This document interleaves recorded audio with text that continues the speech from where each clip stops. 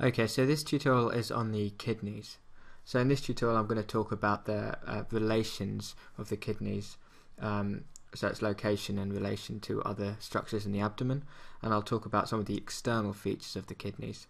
So in another tutorial I'll talk about the internal structure of the kidneys. So the function of the kidneys is really to filter blood and excrete waste, and excess water is urine. And it also regulates blood pressure, blood pH, blood volume, and it's important in salt balance and sort of electrolyte balance. So let's just bring some other structures in and take a look at the sort of relative location of the kidneys. So you can see here that they sit sort of on the posterior abdominal wall, and they sit either side of the vertebra. So they sit at roughly the level of T12 down to L3. So we've got T12 up here and L3 is down here, so they're not quite shown as extending quite that far, but most textbooks say they extend from T12 down to L3. So if I just bring in the rest of the abdominal organs, fade away the muscles again, we can see how the kidneys sit behind these organs. So they sit quite far back in the abdomen, so they sit on the posterior abdominal wall. And the kidneys are retroperitoneal, so they're not contained within the folds of peritoneum, which some of the other organs of the abdominal cavity are.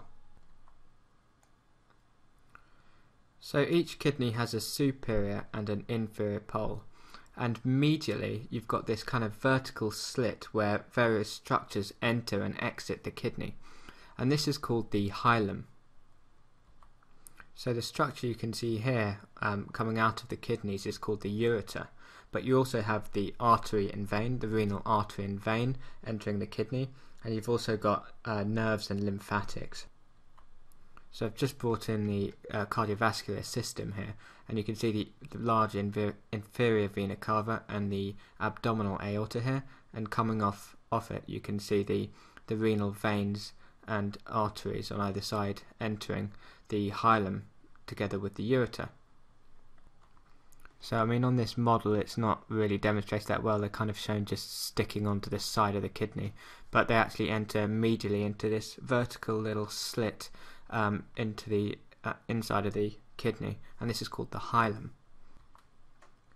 So the hilum lies at vertebral level L1, so this is L1 vertebra. So we'll just take a quick look at some of the posterior relations of the kidney. So if we look at the back, we can see that the 12th rib lies behind the kidney, and if I bring in some other structures like some of the musculature, we can see some of the muscles which sit behind it. So you can see the psoas major on either side sits behind it, so it's this muscle here on either side. And you've got the diaphragm, so the posterior parts of the diaphragm sitting behind the kidney. You've got the quadratus lumborum, which is this muscle here. So it's kind of obscured in this model by the huge psoas major muscle. So if I just rotate it around to the front, you can see that the quadratus lumborum is hidden because the psoas major is so big in this model. And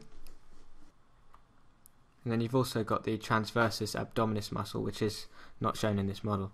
And then you've got a couple of nerves. So you've got the subcostal nerve, the iliohypogastric nerve, and the ilioinguinal nerves.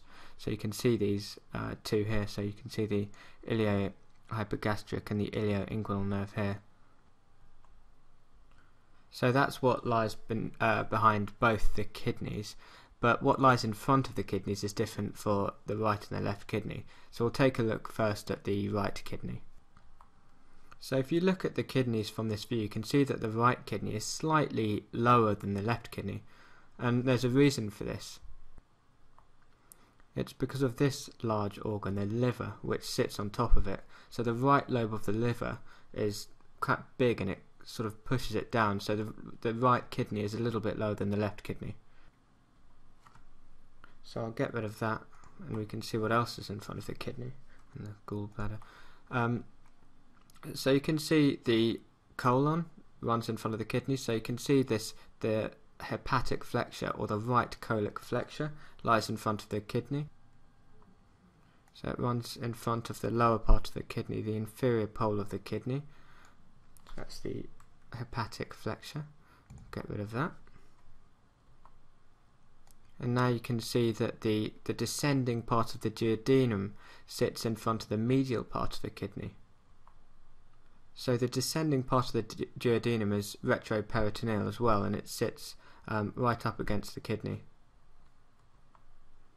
And if I just rotate the model around a bit further, you can see the this thing on top of the kidney. So this is the suprarenal gland, or the adrenal gland.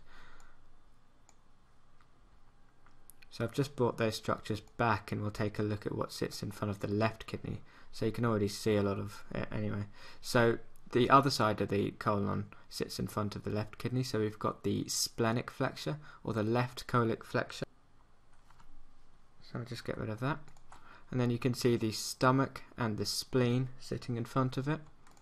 Get rid of those two. And then you can see the end of the pancreas sitting in front of it as well. So the pancreas is a retroperitoneal structure, whereas the stomach and spleen are both intraperitoneal structures. And then it's also got this suprarenal gland sitting on top of it, so the other adrenal gland. So hopefully that's orientated you a bit, and you know exactly where the kidneys lie now. And next we'll talk a little bit about the capsules of the kidney and the blood supply to the kidney. Then we'll do another tutorial on the internal structure of the kidney.